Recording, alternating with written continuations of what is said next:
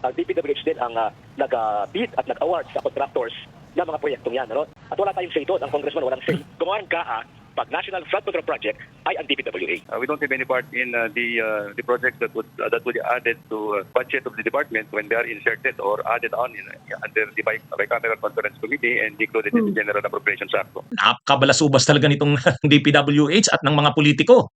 Pinagluloko tayo. Nagtuturuan sila. Sabi ni DPWH Secretary Manuel Bunuan, ang naglagay daw ng mga flood control projects na yan, karamihan daw dyan, yung mga maanumalyang flood control projects, mga congressman, mga senador, insertions daw yan. 452 billion pesos daw ang insertions nitong 2025 sa flood control lang. Pero sabi naman ni Congressman Arnan Panaligan, controversial na congressman doon sa Oriental Mindoro dahil sa mga maanumalyang proyekto sa flood control, hindi daw, DPWH daw ang nag-post niyan. Nasa National Expenditure Program daw yan, hindi daw yan galing sa kanila. Sino ba talagang nagsasabi ng totoo? Pinagluloko nyo kaming mga tao, DPWH at mga politiko, magtino nga kayo.